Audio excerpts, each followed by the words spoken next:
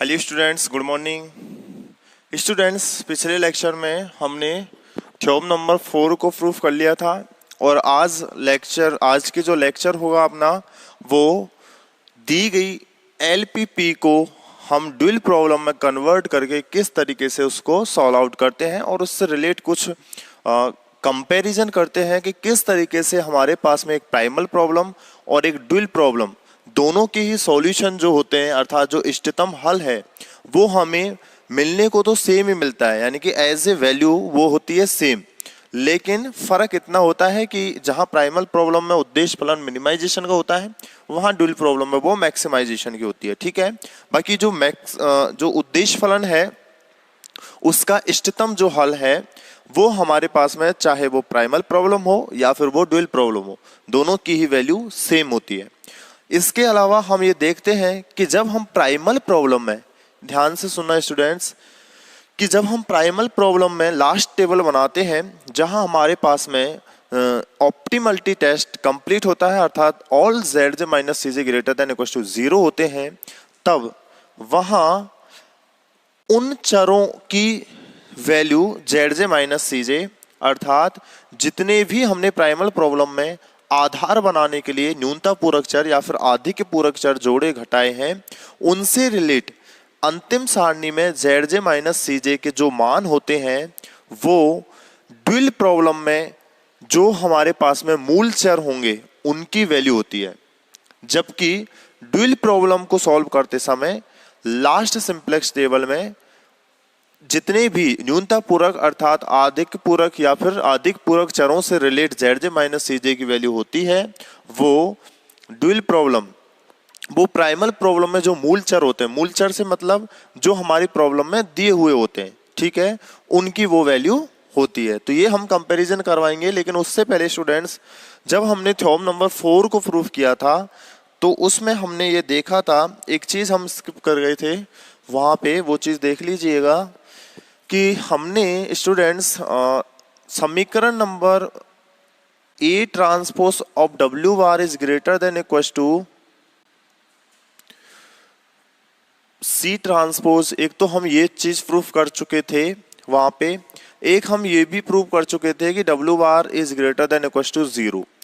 ठीक है, ये दो इक्वेशन को हम सॉल्व कर चुके थे और इसके बाद जो हमें करना था वो ये था स्टूडेंट्स कि जब मेरे पास में, देखिए ये दोनों रेस्ट्रिक्शन हमें बताते हैं कि जो डब्ल्यू बार है वो मेरा एक सुसंगत हल होता है ड्यूल प्रॉब्लम का। ठीक है, सुसंगत हल जब मेरे पास में डब्ल्यू बार मिला ड्यूल प्रॉब्लम का और एक्स भी मेरे पास में सुसंगत हल था प्राइमल प्रॉब्लम का, स्टूडेंट्स वहां हमने ये कुछ ऐसा माना था कि एक्स बी और बी इनवर्स जो था वो हमने किसके इक्वल में माना था, डब्ल्यू बार ट्रांसपोज के इक्वल में माना था।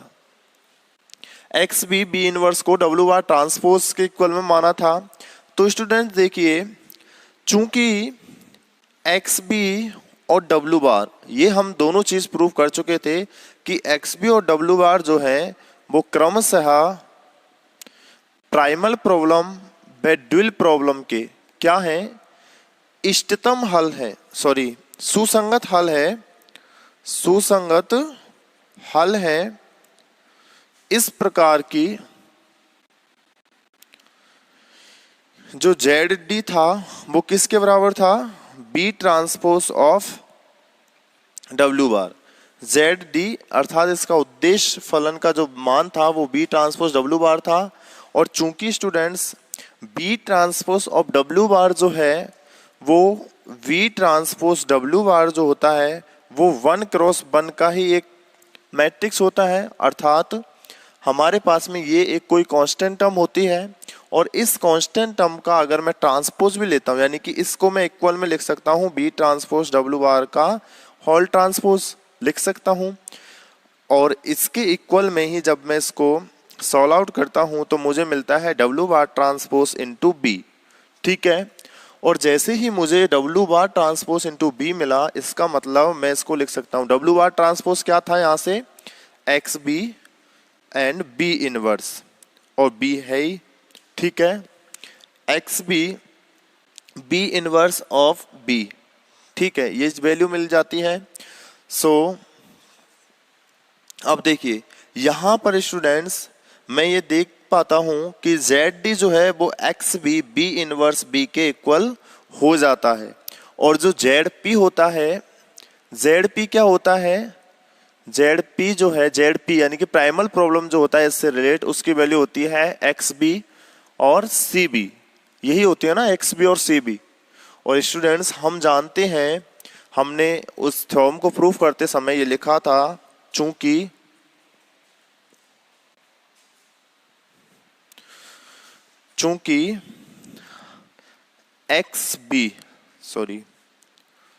CB ऑफ V इनवर्स किसके बराबर लिखा था हमने, CB into B, CB into B लिखा था B के बराबर, ठीक है, CB इंटू B बराबर B। So from here B inverse of B किसके बराबर हुआ, CB के, B इनवर्स ऑफ B किसके बराबर हुआ, CB के। तो यहाँ पर अगर मैं ये वैल्यू लिखना चाहूँ तो देखिए ZD मुझे किसके बराबर मिला, XB B inverse of B, और B इनवर्स B किसके बराबर मिला, XB और CB, ये CB के बराबर मिला, CB। और चूंकि XB CB क्या होता है स्टूडेंट्स, XB CB जो है वो होता है ZP, तो ZD is equal to ZP। यही चीज हम स्किप कर गए थे स्टूडेंट्स उस दिन लेक्चर में, तो इसी चीज को बताने के लिए मैंने आज फिर से ये प्रॉब्लम उठाई थी कि ZD जो है वो B ट्रांसपोज W बार होता है। हम जानते हैं B ट्रांसपोज W बार 1x1 की मैट्रिक्स होती है, इसलिए इसको ट्रांसपोज के फॉर्मेट में भी लिख सकते हैं, दोनों इक्वल होते हैं, W बार ट्रांसपोज B हो जाता है। और W बार ट्रांसपोज को हमने ये लिखा था, ये हम मान के चले थे, तो मैंने ये लिख दिया। और चूंकि CB इंटू B बराबर होता है B, तो B इनवर्स B की वैल्यू CB, और फ्रॉम हियर XB CB, तो this is equal to ZD is equal to ZP। तो स्टूडेंट्स अब थ्योरम नंबर 3 को आप याद कीजिए। थ्योरम नंबर 3 क्या थी, थ्योरम नंबर 3 का स्टेटमेंट स्टूडेंट्स कुछ इसी प्रकार था कि जब मेरे पास में x बार, वहां पे क्या थ्योरम का स्टेटमेंट था कि जब x बार और w बार प्राइमल प्रॉब्लम और ड्यूल प्रॉब्लम, प्राइमल प्रॉब्लम और ड्यूल प्रॉब्लम के ऐसे सुसंगत हल हैं कि वहां पे ये था x bar CB is equal to B transpose of W bar, अर्थात ZP is equal to ZD। Theorem number 3 का स्टेटमेंट ये था कि जब x bar W bar primal और ड्यूल प्रॉब्लम की इस प्रकार के सुसंगत हल हैं कि ZP बराबर ZD, तब x बार और W बार जो हैं वो क्रमशः प्राइमल और ड्यूल प्रॉब्लम के इष्टतम हल होते हैं। तो देखिए हमारे पास में यहाँ भी कुछ ऐसा ही फॉर्म मिली है कि जब XB और W बार प्राइमल और ड्यूल प्रॉब्लम के ऐसे सुसंगत हल हैं कि हमने ये प्रूव कर दिया ZD is equal to ZP, ठीक है।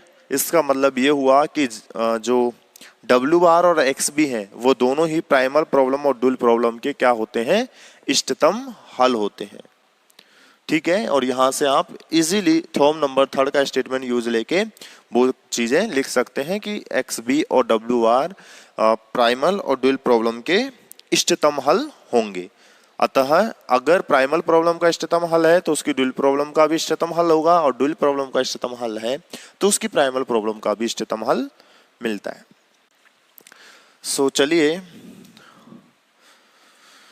ठीक है, आगे बढ़ते हैं।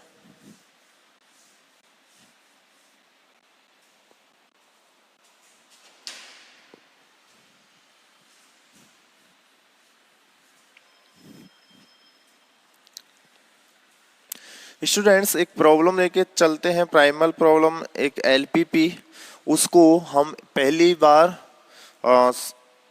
सिंप्लेक्स विधि, मतलब जो प्राइमल प्रॉब्लम है उसको इजीली सिंप्लेक्स विधि से सॉल्व करते हैं, और फिर उसकी ड्यूल प्रॉब्लम को भी सिंप्लेक्स विधि से सॉल्व करते हैं, और दोनों की फाइनल जो टेबल आती है हमारे पास में, जो कि हमें ऑप्टिमलिटी कंडीशन प्रोवाइड कराती है, उन पर हम टेस्ट करते हैं, कंपैरिजन करते हैं, ठीक है।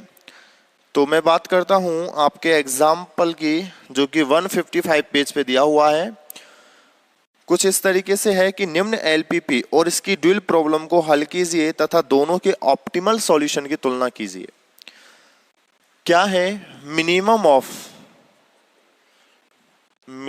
Of Z is equal to 6x1 plus के 12x2, 6x1 प्लस के 12x2, x1 plus 4x2 greater than equal to 7, x1 plus के 4x2 greater than equal to 7, 2x1 plus के 3x2, 2x1 प्लस के 3x2 is greater than equal to 5 and ये subject to constants and non negative restriction x1 x2 greater than equal to 0। Students, इस problem को जब हम solve कर रहे होंगे सिंप्लेक्स विधि से, तो इजीली हम क्या करते हैं, सिंप्लेक्स विधि से सॉल्व करने के लिए इसको स्टैंडर्ड फॉर्म में लेके आते हैं। And what will be standard form of the given problem, which is maximize of z। देखिए उद्देश्य, जो हमारे पास में कोई भी प्राइमल प्रॉब्लम दी हुई होती है, एलपीपी दी हुई होती है, और जब हम उसको सिंप्लेक्स मेथड से सॉल्व कर रहे होंगे तो हम क्या करते हैं, हम सबसे पहले उसका स्टैंडर्ड फॉर्म लिखते हैं ना। और स्टैंडर्ड फॉर्म में फर्स्ट जो रूल है वो यही आता है कि आपका दिया गया जो ऑब्जेक्टिव फंक्शन है, उद्देश्य फलन है, वो मैक्सिमाइज का होना चाहिए। सो मैक्सिमम ऑफ z है तो इसको z डैश से डिनोट कर दिया, एंड माइनस के ऑफ 6x1 माइनस के 12x2। फिर हमने ये कहा था कि जो दिए गए कंस्टेंट्स हैं, प्रतिबंध हैं, उनको हम न्यूनता पूरक या फिर आधिक्य पूरक चर को यूज में लेते हुए समीकरणों में व्यक्त करते हैं। तो चूंकि स्टूडेंट्स यहाँ पे दोनों ही sign greater than equal to के हैं, तो ग्रेटर देन इक्वल टू के होने की वजह से मैं यहाँ पे आधिक्य पूरक चर घटाता हूं। तो पहले के लिए x1 प्लस के 4x2 माइनस x3, ठीक है, माइनस के x3 is equals to 7, and 2x1 plus के 3x2 प्लस के 0x3 है एंड माइनस के x4 इज इक्वल्स टू 5। लेकिन स्टूडेंट्स देखिए, जब मैंने बताया था कि जब हम आधिक्य पूरक चर घटाते हैं तब हमें कोई भी आधार नहीं मिलता है, ये हो जाएगा 0x4। तो यहाँ से जब मैं आधार देखना चाहूँगा तो वो मिलेगा मुझे -1 0 और 0 -1। इसका मतलब अब मुझे आधार मैट्रिक्स बनाने के लिए दो कृत्रिम चरों की आवश्यकता है, क्योंकि हम जानते हैं कि जितने नंबर ऑफ कंस्टेंट होते हैं उतने ही नंबर ऑफ क्या होने चाहिए, आधार मैट्रिक्स में नंबर ऑफ यूनिट एलिमेंट यानी इकाई सदिश होने चाहिए, यूनिट वेक्टर होने चाहिए। तो यहाँ पे जैसा कि मैंने यहाँ पे x5 जोड़ दिया कृत्रिम चर, तो इसमें 0x5, और यहाँ पे जोड़ दिया x6, तो दिस इज 0x6। तो यहाँ पे देखिए इसके रेस्पेक्ट में 1 0, इसके रेस्पेक्ट में 0 1, ठीक है। और मैं कहता हूं कि जब भी हम न्यूनता पूरक, आधिक्य पूरक या फिर कृत्रिम चर जोड़ते हैं तो उनको उद्देश्य फलन में भी न्यूनता और आधिक्य पूरक चर को 0 कॉस्ट के साथ और कृत्रिम चरों को -m कॉस्ट के साथ जोड़ दिया जाता है, ठीक है। तो इस तरीके से and all x1 x2 x3 x4 x5 and x6 greater than equal to 0 non negative restriction.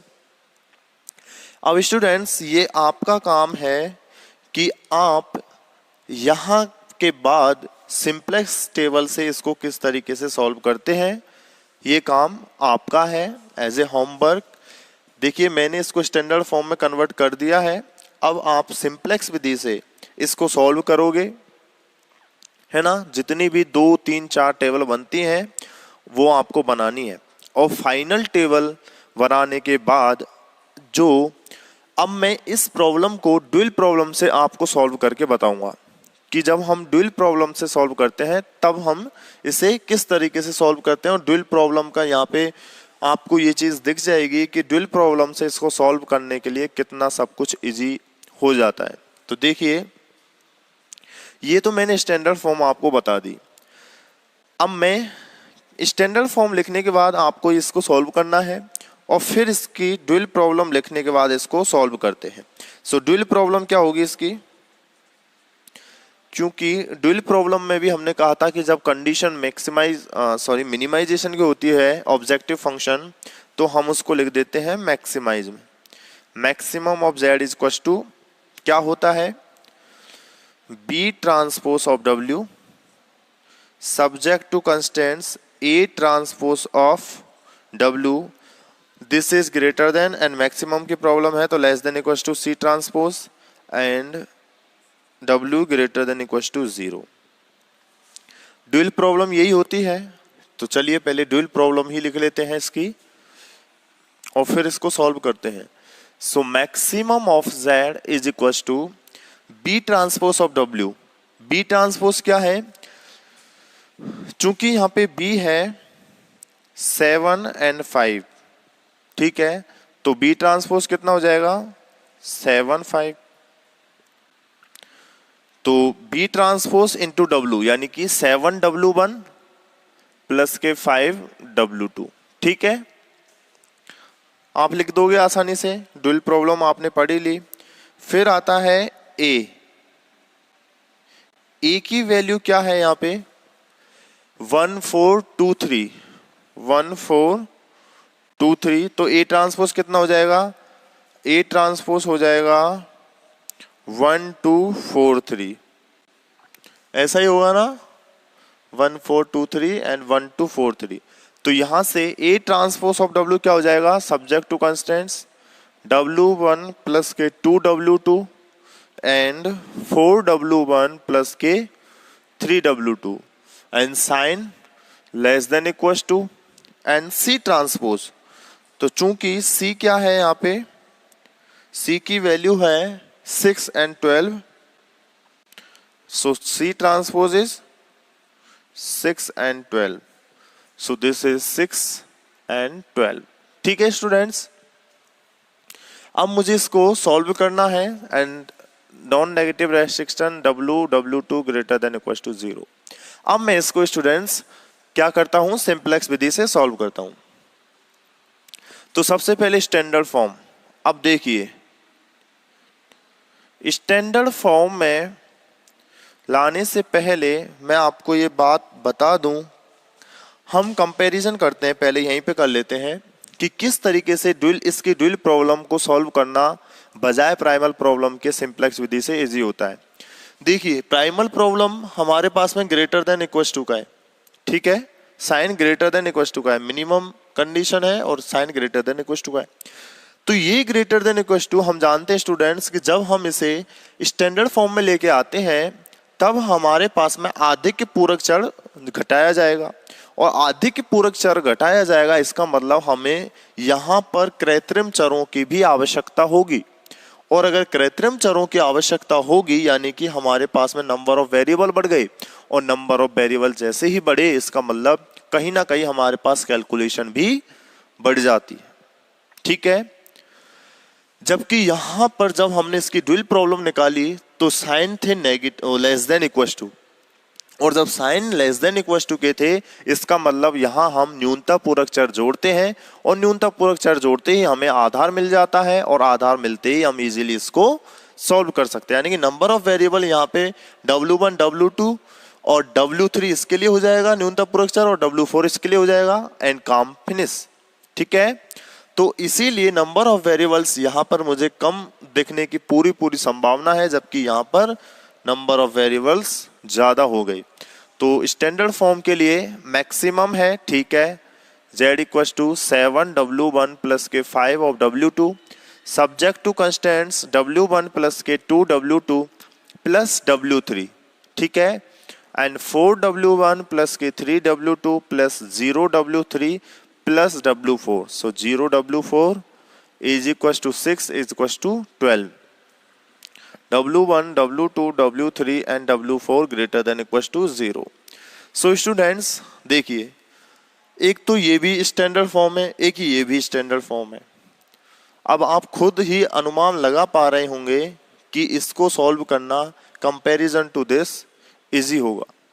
सो चलिए सिंपलेक्स विधि से करते हैं। So first simplex table, so first table क्या बनने वाली है, देखिए सबसे पहले क्या लिखते हैं हम, CJ B XB and CB, ऐसे ही लिखते हैं, and here CJ sorry plus के 0W3 प्लस के 0W4, so 7W1 5W2, 0W3 and 0W4। ठीक है, देखो कितनी छोटी टेबल बन रही है। और यहाँ पर W1, W2, W3 and W4। यहाँ पर क्या लिखते हैं, इनके गुणांक।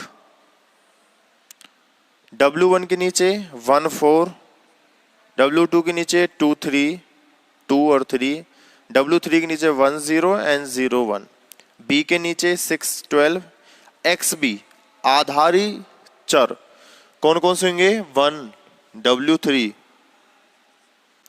1, W4, इसकी कॉस्ट 0 एंड 0। अब हम क्या करते हैं, optimality test. So for optimality test के लिए ZJ माइनस CJ, और ZJ माइनस CJ क्या निकल के आएगा, चलिए देखते हैं। ZJ माइनस CJ क्या होगा, 1 into 0 plus 4 into 0 minus CJ is 7, so minus 7। 2 into 0 plus 3 into 0 minus 5। और हम जानते हैं कि आधारी जो सदिश होता है उसके नीचे हमेशा 0 ही आएगा। So from here students we can see all ZJ minus CJ are not greater than 0। यहाँ पर दो ZJ माइनस CJ ऐसे हैं W1 W2 के रेस्पेक्ट में जिनकी वैल्यू नेगेटिव है। तो इसके लिए हम क्या करते हैं स्टूडेंट्स, मोस्ट नेगेटिव इज यानी कि सबसे बड़ा ऋणात्मक कौन सा है, -7। तो ये हो जाएगा मेरे पास में मुख्य स्तंभ, मुख्य स्तंभ। और जब हम यानी कि इसका मतलब ये हुआ कि W1 हो जाएगा अब नेक्स्ट टेबल के लिए प्रवेशी सदिश, प्रवेशी चर। और जब W1 प्रवेशी चर होगा यहाँ पर, तो फिर अपगामी कौन सा होगा, उसके लिए स्टूडेंट्स हम क्या करते हैं, मिनिमम रेशियो निकालते हैं। हम जानते हैं मिनिमम रेशियो निकालते हैं, और मिनिमम रेशियो क्या होता है, BI upon X of IJ where XIJ greater than 0।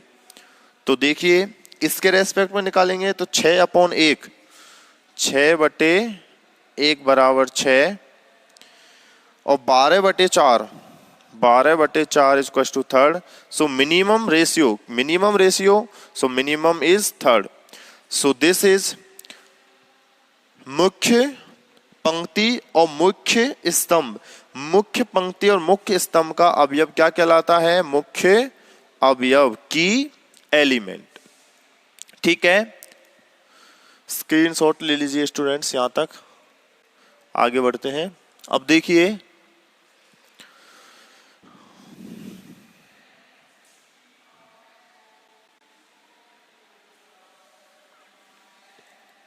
आगे बढ़ते हैं and second table.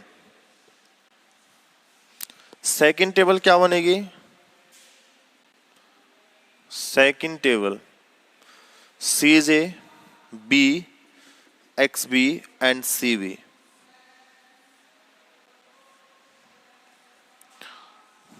W1, W2, W3, W4।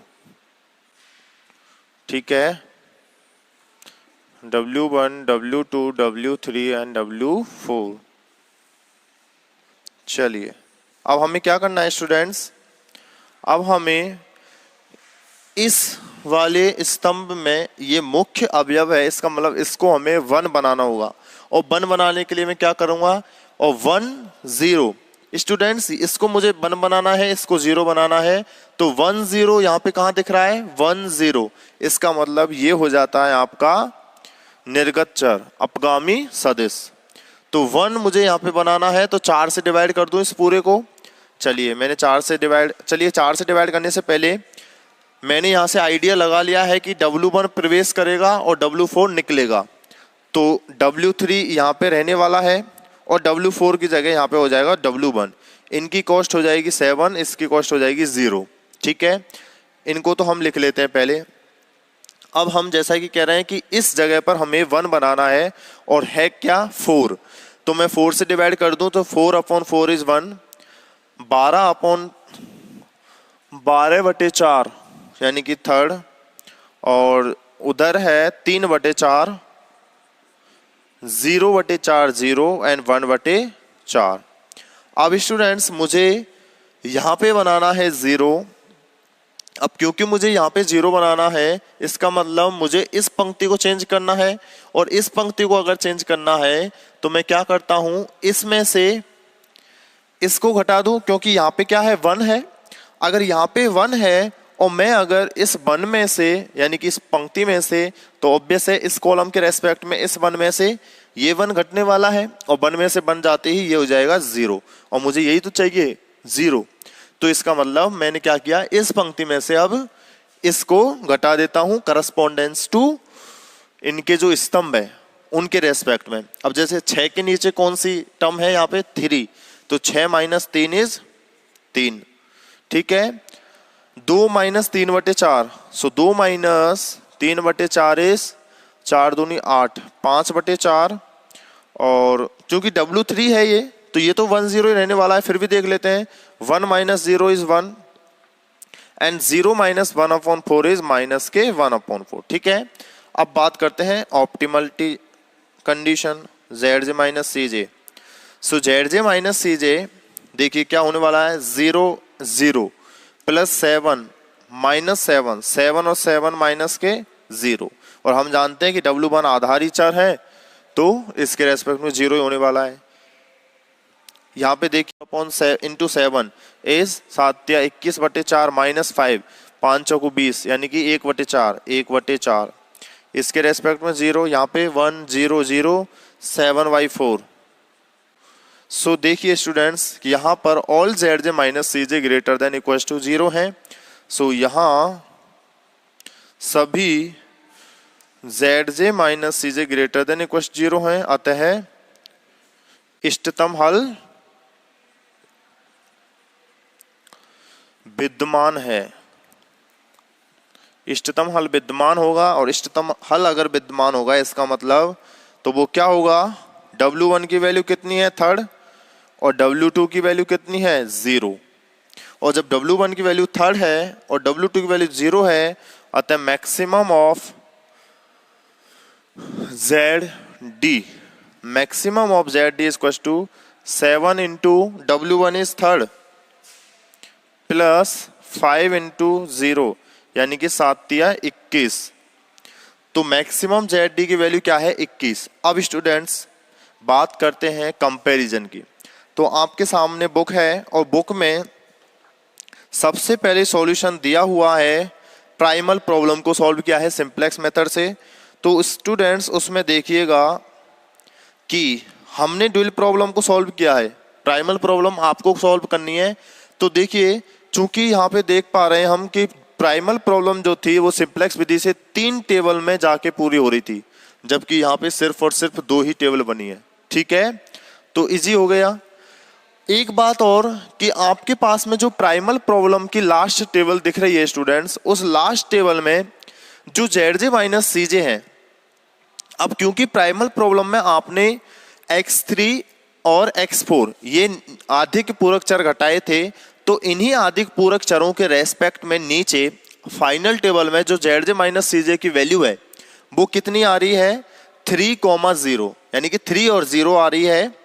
Zj - Cj की जो वैल्यू है वो 3 और 0 आ रही है। अगर आपके बुक में, आई थिंक आपके बुक में ये मिसप्रिंट है, तो उसको सही कर लीजिएगा कि इस प्रॉब्लम को जब आप प्राइमल प्रॉब्लम को सिंप्लेक्स विधि से हल करने वाले हैं, तब आपको फाइनल टेबल में जो यहाँ पे मेंशन किया हुआ है y3 y4, उस कॉलम के रेस्पेक्ट में Zj - Cj की वैल्यू 3 और 0 है, ठीक है। 3 और 0 का मतलब, इसका मतलब मैंने कहा था कि प्राइमल प्रॉब्लम की लास्ट टेबल में जो आप प्राइमल प्रॉब्लम में न्यूनता पूरक या फिर अधिक पूरक चर जोड़ के या फिर घटाते हुए चल रहे हैं, उसके रेस्पेक्ट में जो Zj - Cj की वैल्यू मिलती है वो ड्यूल प्रॉब्लम में जो मुख्य चर हैं W1 और W2 उनकी वैल्यू होती है। अर्थात जो यहाँ पे 3 वैल्यू है वो है W1 की, जबकि जो 0 वैल्यू है वो है W2 की। और जब हमने इस ड्यूल प्रॉब्लम को सॉल्व किया स्टूडेंट्स, तो हमें ऐसा ही कुछ मिला कि W1 की वैल्यू 3 एंड W2 की वैल्यू 0। सही बात है, बात समझ में आई कि जब प्राइमल प्रॉब्लम की हमने फाइनल टेबल देखी तो हमें जो प्राइमल प्रॉब्लम में हमने अधिक पूरक चर घटाए थे बाई 3 बाई 4 जो बुक में मेंशन किया हुआ है, उस बाई 3 के रेस्पेक्ट में यहाँ जेड जे माइनस सी जे की वैल्यू है थर्ड और इसकी वैल्यू है जेड जे माइनस सी जे की वैल्यू बाई 4 के रेस्पेक्ट में 0। इसका मतलब ये वैल्यू ड्यूल प्रॉब्लम के जो मुख्य चर W1 W2 है उसकी वैल्यू है। इसका मतलब, और जब हमने इस ड्यूल प्रॉब्लम को सॉल्व किया तो वहां से भी हमें W1 की वैल्यू 3 और W2 की वैल्यू 0 मिली। या फिर मैं कंपैरिजन करूं इस ड्यूल प्रॉब्लम से कि सपोज आपने प्राइमल प्रॉब्लम को सॉल्व नहीं किया है, ड्यूल प्रॉब्लम को सॉल्व किया है, तब इस ड्यूल प्रॉब्लम की फाइनल टेबल में जो हमने ड्यूल प्रॉब्लम में अधिक पूरक चर या फिर न्यूनतम पूरक चर, क्योंकि यहाँ पे न्यूनतम पूरक चर जोड़े हैं, तो इन न्यूनतम पूरक चर के रेस्पेक्ट में फाइनल टेबल में जो जेड जे माइनस सी जे की वैल्यू है वो प्राइमल प्रॉब्लम में जो मूल चर है, प्राइमल प्रॉब्लम में मूल चर कौन कौन से हैं, x1 और x2, तो ये जो वैल्यू है वो इनकी है, यानी कि x1 की वैल्यू 0 और x2 की वैल्यू 7/4। अब इन वैल्यू को देखिए, ड्यूल प्रॉब्लम मैंने सॉल्व की थी और मैं कह रहा हूं कि ड्यूल प्रॉब्लम में जो हमने न्यूनतम पूरक चर यूज किए हैं उनके रेस्पेक्ट में जो फाइनल टेबल में जेड जे माइनस सी जे की वैल्यू है, ये वैल्यू इस ड्यूल प्रॉब्लम की प्राइमल प्रॉब्लम की जो प्राइमल प्रॉब्लम में जो मूल चर हैं उनकी वैल्यू है, अर्थात ये x1 की वैल्यू है और ये x2 की वैल्यू है। और स्टूडेंट्स देखिए, जब आपने प्राइमल प्रॉब्लम को सॉल्व किया है तो उसकी फाइनल टेबल में भी आपको x1 की वैल्यू 0 मिल रही है और x2 की वैल्यू 7/4 मिल रही है। x1 की वैल्यू 0, x2 की वैल्यू 7/4। तो स्टूडेंट्स आप ये जान रहे होंगे कि मैं आपको क्या बताना चाह रहा हूं, ठीक है, कि जब प्राइमल प्रॉब्लम की फाइनल टेबल होगी तो उसमें जो अधिक पूरक चर होंगे उनके रेस्पेक्ट में जो वैल्यू होगी वो प्राइमल प्रॉब्लम की ड्यूल प्रॉब्लम में जो चर होंगे उनकी वैल्यू होगी। जबकि ड्यूल प्रॉब्लम में फाइनल टेबल में जो आप उस प्रॉब्लम में न्यूनतम पूरक चर जोड़ते हुए चल रहे हैं उनके रेस्पेक्ट में जो जेड जे माइनस सी जे की वैल्यू होगी वो प्राइमल प्रॉब्लम के मूल चरों की वैल्यू होगी, ठीक है। तो ये जस्ट कंपैरिजन है, इसलिए आपको इस एग्जांपल में प्राइमल प्रॉब्लम को भी सॉल्व करवाया गया है विद वाई सिंप्लेक्स मेथड और ड्यूल प्रॉब्लम को भी सॉल्व करवाया गया है वाई सिंप्लेक्स मेथड, ताकि आप ये जान पाएं कि ये वैल्यू जो है वो x1 x2 की होती है और ये जो W1 W2 की वैल्यू है वो हमें यहाँ से मिल ही जाती है क्योंकि ड्यूल प्रॉब्लम है। इसी प्रकार जब प्राइमल प्रॉब्लम सॉल्व कर रहे होंगे तब जो ये वैल्यू होंगी वो कौन सी होंगी, W1 W2 की, और जो यहाँ वैल्यू मिलने वाली है ऑब्वियस है वो x1 x2 की मिलने वाली है, ठीक है। तो अब क्योंकि स्टूडेंट्स मैंने स्टार्टिंग में कहा था कि जो इष्टतम हल है उसका मान हमेशा बराबर ही रहने वाला है, वो चाहे प्राइमल प्रॉब्लम हो चाहे ड्यूल प्रॉब्लम हो। अब देखिए ड्यूल प्रॉब्लम की वैल्यू कितनी आई, मैक्सिमम 21, और हमें प्राइमल प्रॉब्लम के सॉल्यूशन क्या मिल गए, x1 की वैल्यू 0 और x2 की वैल्यू 7/4। तो देखिए जब मैं ये वैल्यू प्राइमल प्रॉब्लम में रखता हूं, this is minimum of z equals to 6 into x1 की वैल्यू 0 प्लस के 12 इंटू x2 की वैल्यू 7/4। सो 4 तिया 12, 7 तिया 21। So minimum of z equals to ये भी 21। इसका मतलब स्टूडेंट्स हमारे पास में जो ऑब्जेक्टिव फंक्शन है उसकी वैल्यू दोनों ही प्रॉब्लम में सेम आने वाली है, बस ये मिनिमम है तो यहाँ पे ये मैक्सिमम है, और जो ये सॉल्यूशन मिलते हैं वो कुछ इस तरीके से हमें मिल जाते हैं, ठीक है। सो बाकी यही चीज आज मैं आपको बताना चाह रहा था कि किस तरीके से हम प्राइमल प्रॉब्लम और ड्यूल प्रॉब्लम से रिलेट जो सॉल्यूशंस होते हैं उनका आपस में कंपैरिजन करते हैं, ठीक है। बाकी नेक्स्ट लेक्चर में हम कुछ और प्रॉब्लम देखते हैं और फिर हमारी जो लास्ट एंड फाइनल मेथड अर्थात असाइनमेंट प्रॉब्लम, ये ड्यूल प्रॉब्लम थी, असाइनमेंट प्रॉब्लम जो है वो इस यूनिट का लास्ट टॉपिक है, उसको हम पढ़ेंगे। पहले हम ड्यूल प्रॉब्लम्स को भी अच्छे से क्लियर कर लेते हैं। आप भी साथ दीजिए, क्वेश्चंस को सॉल्व कीजिए, एग्जाम्पल को सॉल्व कीजिए। जितना आप सॉल्व करोगे आपकी हैबिट में उतनी ही ये जो चीज़ें हैं वो माइंड में फिक्स हो जाएंगी, ठीक है। सो अभी के लिए इतना ही। Thank you so much.